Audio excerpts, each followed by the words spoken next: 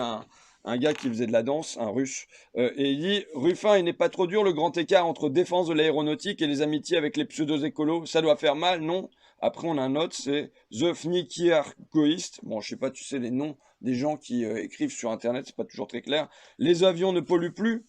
Alors, je sais pas si ça émane de macronistes cyniques ou d'écolos idéalistes. Mais moi, je dis que je vais aux côtés des salariés, justement, parce que je suis écolo. Et que j'ai pas envie de faire le grand écart avec d'un côté, je vais dire aux écolos, allez, ça y est, il faut moins d'avions. Et d'un côté, avec les salariés de l'aéronautique, il faut plus d'emplois. Non, quand je vais voir les salariés de l'aéronautique, je leur dis, vous savez que les avions, je suis pas tellement pour. Mais là, c'est pas le sujet. Là, le sujet, c'est que ça fait 30, 40 ans que dans l'aéronautique, on engrange les bénéfices. Les entreprises engrangent les dividendes. Airbus en particulier, mais aussi les sous-traitants. Et là, les gars vont se retrouver, et non pas parce qu'il y a eu des décisions écologiques de prise, mais juste parce que le marché les dégage et que l'État laisse faire la main invisible du marché qui les évacue. Il laisse faire des plans sociaux qui sont même pas ce que garantirait l'État pour quelqu'un qui se ferait licencier économique de la supérette du coin. C'est-à-dire que normalement, on a le droit à 1 an de congé de reclassement. Là, les sous-traitants, ils vont avoir 4 à 5 mois. Donc, ils vont partir en short. Et encore, ils vont peut-être même pas avoir le short, ils vont peut-être même pas avoir le calbut, ça sera presque à poil.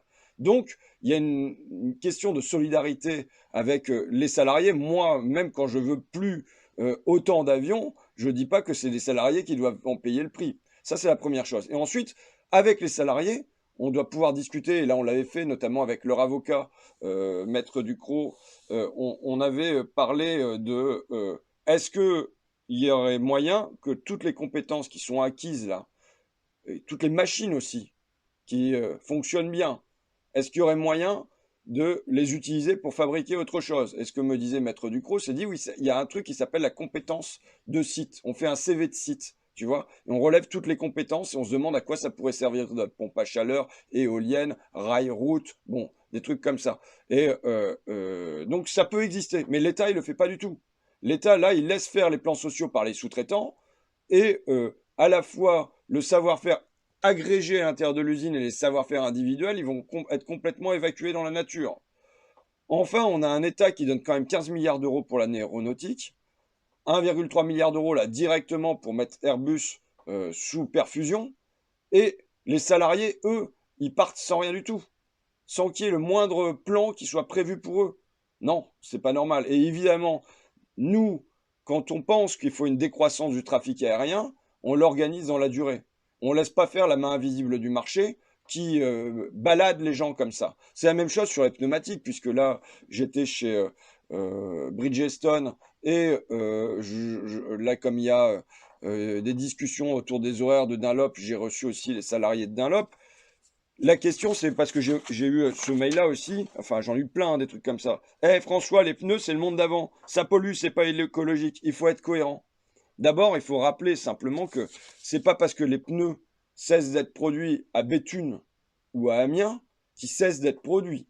Au contraire, ils vont être produits là vraisemblablement en Pologne et en Chine, et donc dans des conditions environnementales qui seront encore pires. Mais c'est que la surface de ce qu'il y a à défendre. Moi, quand je me bagarre pour les ouvriers de Bridgestone, je me bagarre pas pour le marché du pneu. Je me bagarre pour la démocratie. Je me bagarre pour que ça soit un choix collectif qu'on fasse sur le pneu. Qu'on se demande qu'est-ce qu'on veut pour le marché du pneumatique en France ou en Europe. Quand est-ce qu'on veut que les salariés travaillent? Est-ce qu'il nous en faut moins? Comment on organise ça? Comment on fait pour que ça pèse pas sur les 863 de Bridgestone et les à peu près autant de Dunlop Amiens, tu vois? C'est là-dessus que je me bagarre. C'est pour la démocratie, pour qu'on en décide collectivement, et pas pour qu'on préserve l'industrie du pneu. Je suis pas amoureux du pneumatique, même tricolore. Je suis pas amoureux des canapés tricolores. Je me demande simplement, quels sont les besoins, comment on les remplit, comment on s'organise ensemble et comment on ne laisse pas tout ça être décidé par les actionnaires. Comment on fait que les décideurs de ce pays, les décideurs pour les salariés, les décideurs pour les productions essentielles, ça ne soit pas les actionnaires qui en décident pour tous. C'est ça, le capitalisme, c'est quand c'est l'argent qui décide pour tout. Ben, je refuse que ça soit ça. Donc pour répondre à Paul, à le gars grand écart, je sais plus, Willy Garvin et compagnie, au fond, je pense que le pire des dumpings qui est instauré, c'est le sujet du dossier de Fakir que je reprends, le pire des dumpings. Il y a le dumping social qui est évident. Il y a le dumping environnemental. Il y a le dumping fiscal. Tout ça est lié. Mais il y a en dessous de tout ça le dumping démocratique, qui fait qu'on empêche que ce soit les citoyens et les salariés qui décident, et tout le pouvoir est laissé aux mains des actionnaires. Et voilà, au fond, le combat central, c'est contre le dumping démocratique. Je relis toujours ça à cette phrase de Samuel Huntington, donc qui est un intellectuel américain ultralibéral et qui est conservateur, qui dans les années 70 publie pour la commission trilatérale un rapport intitulé Crise de démocratie. Pour lui, c'est comme une crise de foie, il y en a trop, tu vois. On a trop bouffé de chocolat, on s'est trop habitué à des démocraties. Et il dit voilà, on a un problème. Il dit ça pour les élites américaines, japonaises et européennes. Il dit nous avons un problème. Les gens ont pris au sérieux la démocratie. On peut plus diriger tranquillement. Les gouvernants peuvent plus gouverner. Donc, qu'est-ce qu'il faut faire? Et il l'écrit tel quel. Il nous faut installer de l'apathie politique. 1975. Et c'est au même moment que sont signés les accords multifibres. Qu'est-ce que c'est que les accords multifibres? C'est ce qui va permettre la délocalisation de tout le textile, par exemple de notre coin, vers le Maroc, la Tunisie, Madagascar, puis ensuite la Chine et l'Inde.